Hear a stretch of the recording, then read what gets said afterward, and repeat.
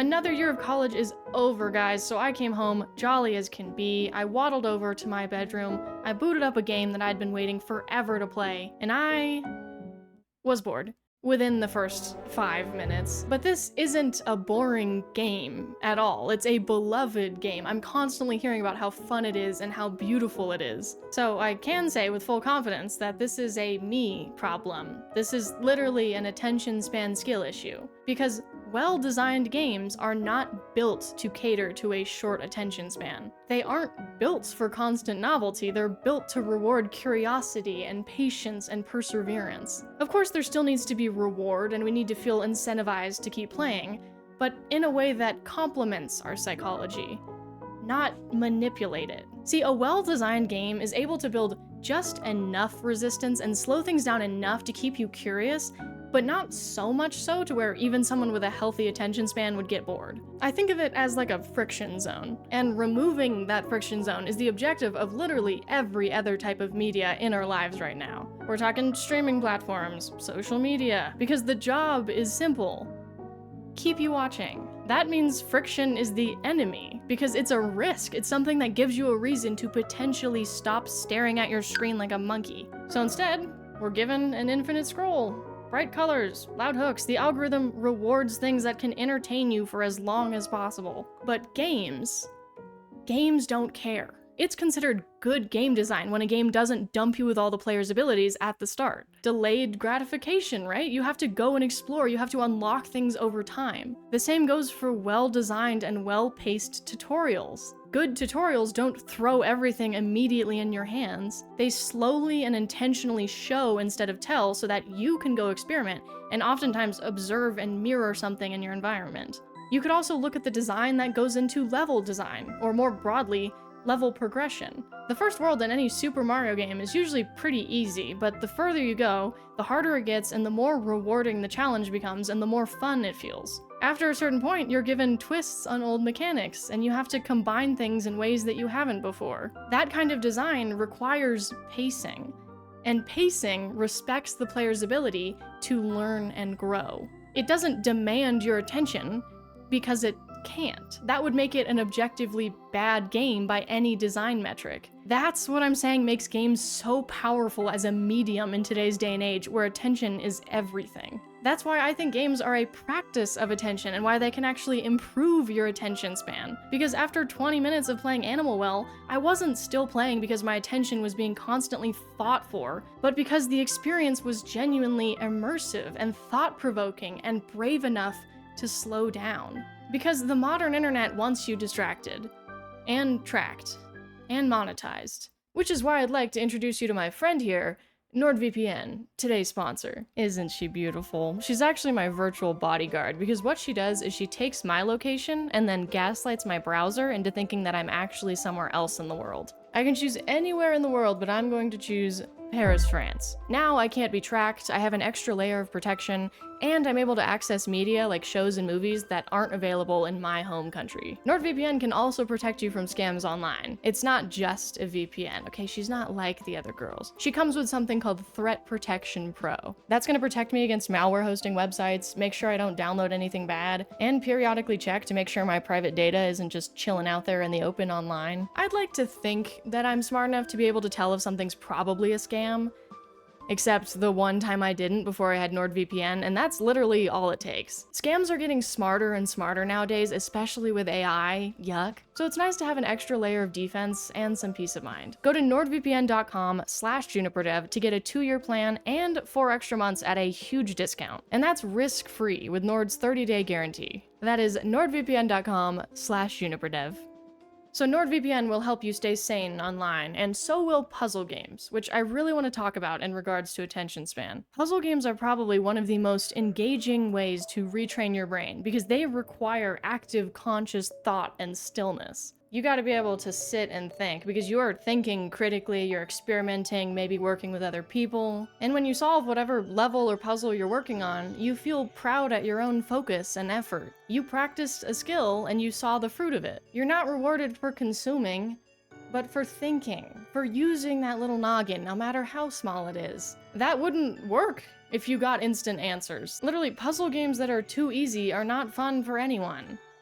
Except for maybe me, because they make me feel smart. Some of my favorite memories involve playing through co-op puzzle games with friends during COVID. We're talking Portal, Pico Park, We Were Here, Escape Simulator, heck, even chess, which I am abominably bad at, but I was initially very bored whenever I'd play it. And not bored in a, oh, chess just isn't really my type of thing way, but in a, oh my goodness, I'm playing this and I can feel my brain physically reaching for stimulation, even though I'm objectively enjoying what I'm doing type of way. So at one point, what I did was I moved the location of the Instagram app on my phone and replaced it with the chess app. So that way, anytime I went on my phone and I was in brain rot autopilot monkey mode, I would accidentally open the chess app instead of going to Instagram Reels. And whenever that would happen, I would start a game. So over time, I ended up cutting down on the amount of time I spent on short form media. And I actually really enjoy chess now, and I could literally feel the muscles of thought forming as I did this and slowly started realizing my own patterns.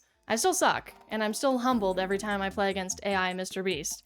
Or XQC, God bless. But it's cool, and it goes to kind of show that you do sometimes have to take the active initiative in retraining your brain sometimes. And that's why it kind of takes effort, sadly enough, for me, and maybe for you too, to play a new game for more than 5 minutes. Because subconsciously, it's a risk. We don't know if we're gonna get the same amount of dopamine from this new uncharted territory of a video game than we do from social media. All you know is that in this immediate second, when you pick up this game, you don't feel that. So give up. But if you can troop it out and you can retrain your silly monkey brain, then you will get some of the most rewarding and fulfilling experiences possible. That's the case for most games, puzzle games, like I said, and also narrative games. Just instead of trying to get portals in the right spot or fumbling around getting blocks in the right place, you're piecing together a story. And that requires active attention. You have to read, you have to remember, The bar's on the floor if it's not clear enough, but you have to care and you have to pay attention to the subtle details. And then behold, you get some of the most emotionally rich and nuanced experiences that gaming can offer. Think about Disco Elysium, which, for the record, I still have not played, please don't kill me, but I do know a good bit about it. There's no combat in this game, exactly. There's no flashy sequences of fighting or action, but it's a lot of well put together and creative dialogue. Dialogue that branches in wildly different directions depending on what you remember and what you actively choose to store in your brain. It's not something that you can just mindlessly scroll through or like half pay attention to. And the more you invest your attention, the more it gives back to you and the more fulfilling the experience is. That's really what this all so far boils down to. Focus. Games demand focus in a way that is so beautifully different from everything else in our lives. Because you're not just watching something happen, you're actively responding to an environment, you're interacting with a system, you're learning from your mistakes. You're immersing yourself in a world that you chose to put yourself in. You didn't just happen to passively scroll upon it. You're anticipating, you're growing, you're learning, you are holding the steering wheel. And then eventually, the game ends. And that's important, that's big. Generally, good narrative games or puzzle games or anything, they reach a concrete ending because their goal is not to keep you there playing for as long as possible. They give you an emotionally resonant moment, they give you something to think about that probably changes the way you see something in the world, and they let you appreciate that and they send you on your way. It's so easy with everything else to just like check out. It's so easy to scroll endlessly through social media, genuinely forever. It's so easy to keep swiping and somehow watch the entirety of Game of Thrones on YouTube Shorts. But games don't let you do that. They might pull you in with, some pretty graphics, something engaging, something attention-grabbing, but the rest depends on your conscious active presence. Look at older games where the whole game is active gameplay and you have to be focused the whole time to win. How something like Celeste builds up your tolerance for failure. How something like Animal Crossing teaches you how to show up consistently, how to slow down and notice small things. Games create space where attention feels natural again for so many people. They hand you systems and feedback loops and beautiful moments that you want to engage with, and in doing that, they have the ability to retrain your attention span. It still takes me a little longer than I'd care to admit to not become immediately bored 3 minutes into playing a new game, but I've started to see that feeling as a symptom rather than me or the game failing. It's me slowly detaching from the constant drip of stimulation that I've been spoon-fed for years. I don't think everyone sees video games this way, which is sad, but I get it. I have scrolled TikTok. I have seen those mobile game ads. I have seen the people who are hired to promote these games fighting for their life to make it sound even remotely interesting. All right, I'm multiplying, which is great because I need to kill all these little red men and there's more of me to do it. But scoring points.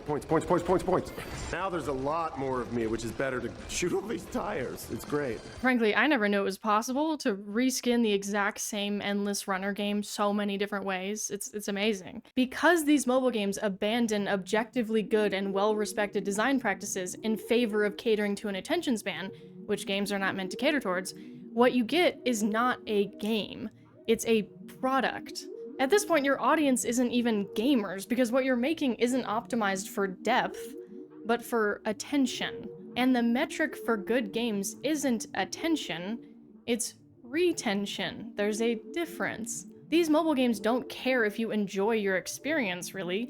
They care that you opened the app, you watched an ad, maybe spent $5 and came back for your daily reward. And unfortunately, the bad eggs here really do infect society's whole notion of what gaming is. The most loud, the most visible and advertised examples of mobile games, which is also the biggest market for gaming globally, by the way, are these products, not even games, they're products. It's sad, but it's completely logical why so many people have a misunderstanding of what gaming is and what it's becoming. The entire term mobile gaming has been completely hijacked by these brain rot mobile games. It used to mean, oh, portable gaming, that's really cool. Look at how we can condense the artistry and entertainment of games in such an accessible format.